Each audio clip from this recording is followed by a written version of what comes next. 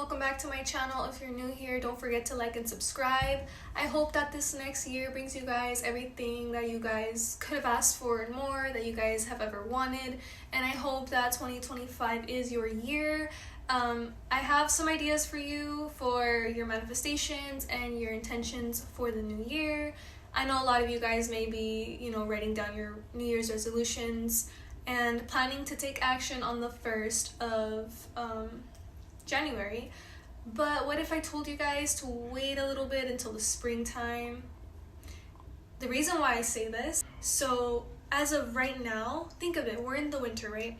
Winter, everything dies. It's dead winter. But the spring is when everything starts to blossom again. So energetically, you can manifest whenever you want, to be honest. I do it, you can do it, anybody can do it. But the thing about this is that when you align your manifestations with the divine timings of your astrological chart, it is like manifesting on steroids. And honestly, it's the best feeling knowing that, like, okay, that manifestation, I manifested that like 2 new moons ago. Or there's been times where I have manifested something and it happened that same day, and I'm just like, wow. But guess what? Like, that day was either a new moon. Actually, it was. I remember that specific time I'm thinking about was a new moon. And you can do whatever you want, but I just feel like if you're doing it with intention and you think of the astrological transits like your engine, right? You light it up and it gets going. If you light up an engine, you have to wait for the car to warm up a little bit, right? Think of that period right now. Like, we're in that period where we're warming up the car. But if your car is not cold or it doesn't need to be warmed up, it's good to go once you turn it on. That would be really taking action in the spring. So with that said, I really hope you're bearing with me, because if you're not, I don't know what to tell you. But all jokes aside, my cat is literally trying to play with the lighting cable of my lamp. This whole new year is the year of the dragon. The year of the dragon, the 2000s babies born, a lot of other people were born. I don't know the exact other years of the year. So therefore, springtime, manifestation, boom. Now, I was just talking to one of my spiritual students earlier because they were asking me if you can only manifest on full moons or new moons.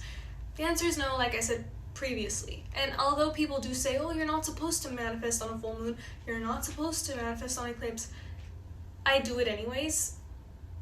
I'm fine.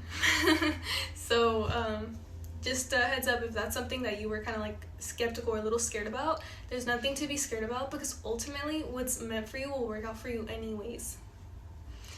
And another thing about this is, if you're a little nervous because you don't want to be taking old parts of you to 2025, I want you to understand that patience with yourself, you're gonna need that equivalent to how you need water.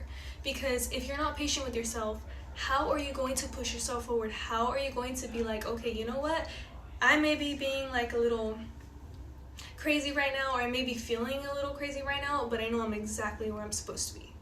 And that is a very big key on handling any year, but especially the year of the dragon.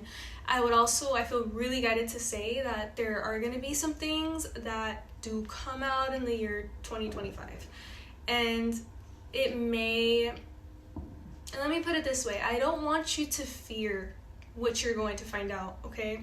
I want you to have safety within yourself and to know that no matter what it is that can scare you, that you may end up knowing, or that you may end up finding out, or that you may end up feeling in 2025, know that it's all part of a bigger plan for you, for me, for the collective, and there will be people that have answers. I feel like there won't be people that will truly be alone, because at the end of the day, you hear people talking all the time about feeling alone and being alone, and personally, though I can appreciate my solitude,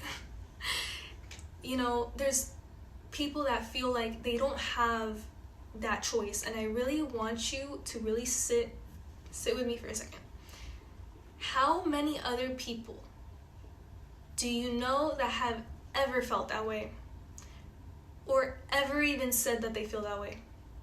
And if you're here with your pride going to tell me like, oh no, I'm the only one that's ever felt this way, I want you to look back at any movie you've ever seen and tell me if you can still answer the same question, the same time, the same answer.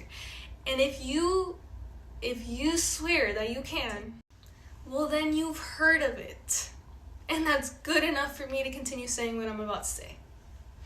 So there's many people that have felt that way. It is not just you. Although it can feel that way sometimes, although it can even physically seem that way sometimes, I feel really called to say it is not you. And you know what? If you feel so alone, find somebody else that feels that exact same way. Create a union. You won't be alone anymore. Why should you have to feel that way? Collective, like, why? Like, you're here. You are enough by being here. You can do what you want to do. I feel like there's so many programs like, oh, you'll never achieve this, you'll never do this, you can't do this, but you know, society requires you to do this and this and this.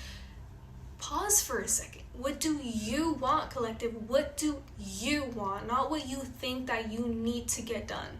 Because there's a difference between a responsibility and doing something because it makes you really fucking happy. I literally said I was going to stop cursing in my videos, but I think you guys can let me slide a little bit on this one. But yeah, you guys, like, do what you want. And honestly, there's no need to panic. If you're panicking, if you're nervous, if you're scared, like, genuinely, I want you to understand grounding yourself is key, and really trusting yourself to make happen for yourself whatever it is you want to make happen. Like, I've had clients come to me telling me that they want to manifest like love in their life. So I asked them, you know, like, what is it that you need to change about you in your... And when I say change you, I don't mean like changing you for the person, changing you for you so that you can attract the person that you want. Like, you know what I mean? Your self-concept, you have to be so about you that you attract the same people that are about you. You know what I mean? So that is where your self-concept has to be solid.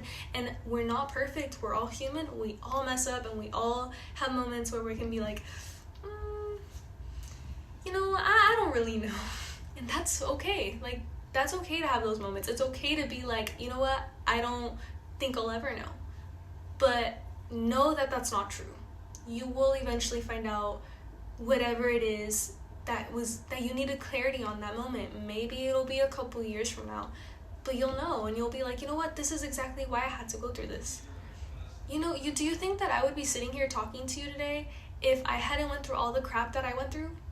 Instead of being like, you know what, this has defeated me, I'm a victim to this, I chose to get out of that mindset. I chose to be like, you know what, this is not happening to me, this is happening for me. And guess what?